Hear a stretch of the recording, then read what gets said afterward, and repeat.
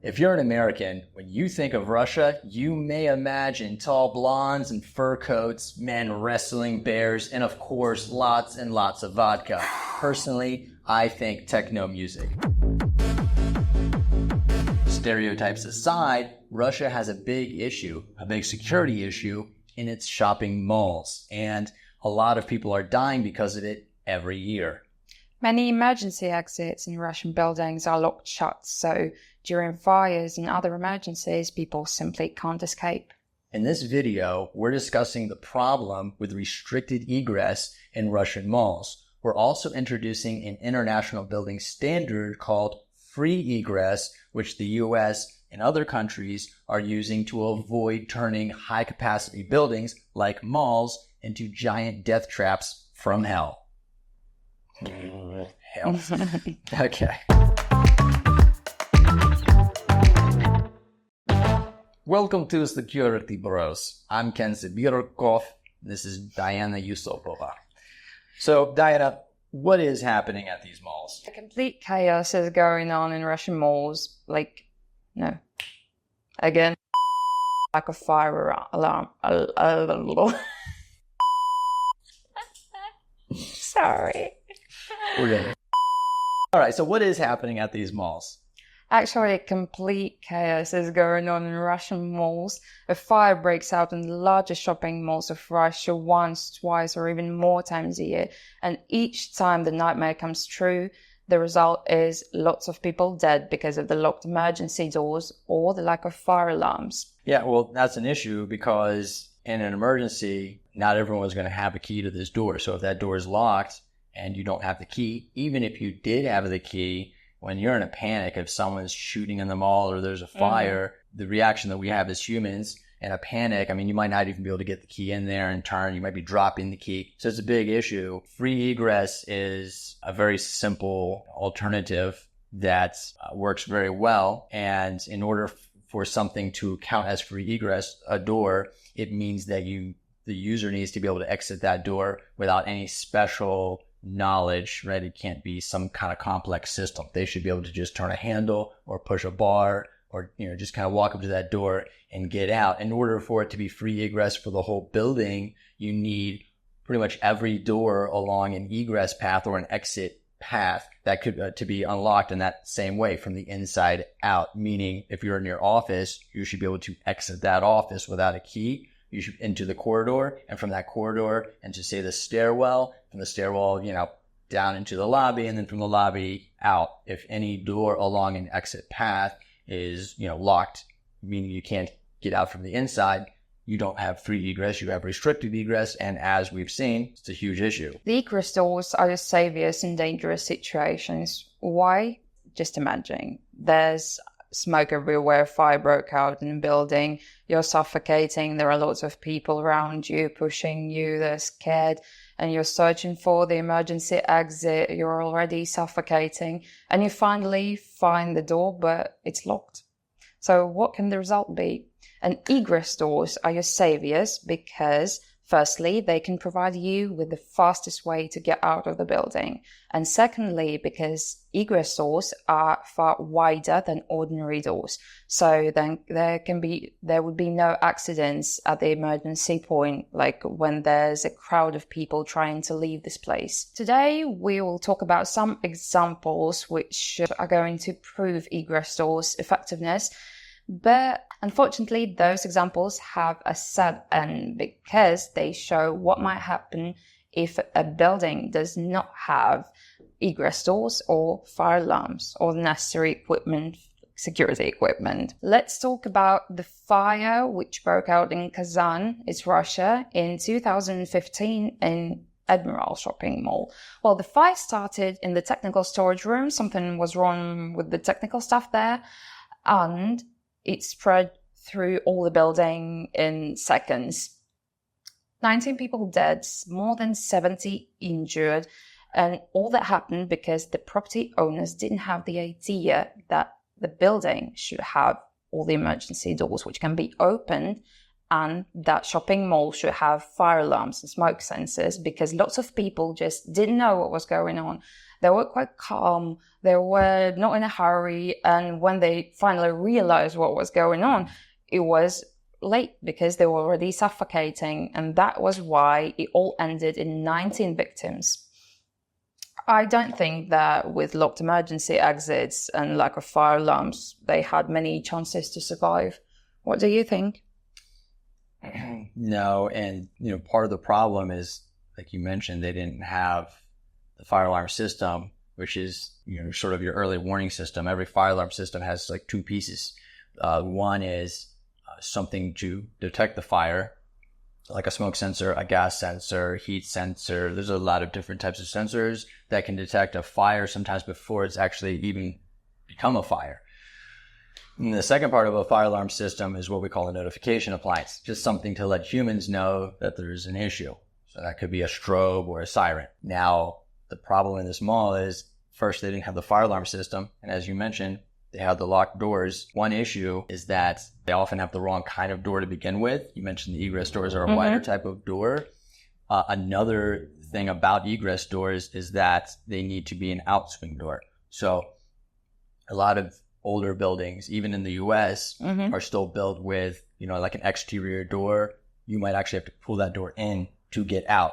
The problem with that kind of door is that in a panic, an emergency, when everyone's rushing for the door, you're up the door, you need to pull it, but everyone's behind you, pushing you into it. And now you can't even get the door open. And a lot of people get, injured because of that. They can't even, pull the door open. So now all new buildings, any door that's part of an egress path, it has to swing out so that people can turn the handle and just push on the door. And even if people are crowding and packing behind them, they can get out. The second thing that a lot of these places clearly don't have is panic hardware. So on an egress door, preferably you would have something of some kind of panic hardware. One of the most normal ones is just a bar. So it's this wide bar about the length of the door. Even if you don't push on anything yourself, if you just walk into the door, your body hitting that bar is going to pull back the latch. And of course, since it's an outswing door, you can get out of the building, no problem. They make other types of panic hardware, such as like sometimes a small paddle, but they all have the same concept. You just kind of push it and then the door swings out. And in this example, they did not have the right kind of door. They don't have the right kind of lock on the door, and they didn't have the fire alarm system. So it was really a disaster waiting to happen. Yeah, I have quite an interesting example for you. It happened in 2024, this year, in Moscow. I'm talking about the terrorist attack on the Crocus City Hall, one of the hugest shopping malls in Moscow. It ended in over 140 deaths and hundreds of people were injured. But what was the case? People can't escape because the emergency doors were locked, and terrorists didn't want to let them leave alive.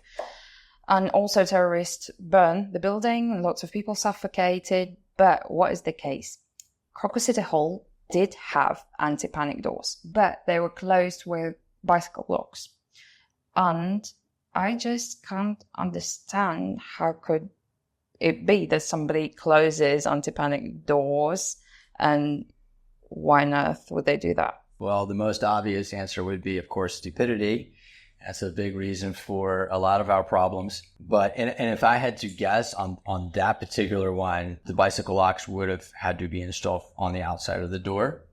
Because the panic hardware doesn't have a good place to lock a bicycle lock. So that makes me think that it was done intentionally, and it was could have been part of the whole attack to begin with. But it's also possible that the building had done that, and that's where the stupidity part comes in. Now, there are reasons why you might want to control access in and out of a whole variety of doors in your building and control that flow of human traffic. One reason is for security. It's really better, even in malls, to have centralized points of entry and egress. And then what sometimes people will do in a mall or other building, they leave the door, but as they're exiting, they'll turn around and they'll stuff what we call the lock pocket. And so every door has this sort of latch that when you push on the lock, it pulls a latch back. And then when you let go of the lock of the door handle, the latch goes back out. So that latch goes into the door frame. What they'll do is, they pull that latch out, and in the door frame, they stuff that lock pocket, so that the latch can't stick back into the pocket. The door closes and it looks like it's locked, but then later on, you can come in from the outside and just pull that door open, enter the building. If people are doing that, what I've seen a lot of property managers or owners they want us to do is force that door to stay locked all the time. Well, first of all, it's against code, at least in the US, but you also just really increase your liability when you make that door inaccessible completely. But there are solutions for, with the panic hardware, with access control systems, to allow people to exit without allowing them to break in from the outside, because there's ways of getting notifications if people are tampering with the door. So then you will know and you can come and, unstuff the pocket. So it's not really a great idea to simply padlock or force that door locked, because it's a huge safety issue. In our US market, that's what we call a huge liability issue. So we definitely would not recommend that anybody just, forces that door locked with the bicycle lock or a padlock or any other thing to impede egress. So I also wanted to touch upon one of the most heartbreaking cases that took place in Russia, in Kemerovo in 2018. A fire broke out in Winter Cherry shopping mall. 60 people died and more than half of them are children. It's still a debatable topic who started the fire, because someone says that the fire started in the playing room for children, and someone says that one of the boys was playing with the fire and he started all of this. But others claim that there were also some technical issues. So lots of children were watching a cartoon in the cinema halls, and they didn't know what was going on. And finally, when they understood what was going on, it was already late, because there was no siren, there were no fire alarms, nothing. And the doors, again, they were all locked. When they were trying to get out of the cinema hall, they couldn't, because even the cinema rooms, they were closed. And there's a quote from the BBC article: all the doors were blocked there, so they all got burned. A 5-year-old boy told his mother. Among the crowd, some blamed greed, saying the leisure centre's managers had failed to invest in fire safety equipment. So what do you think? Could this tragedy be prevented by some means? Oh, absolutely. They didn't have fire safety equipment, right? That's very solvable.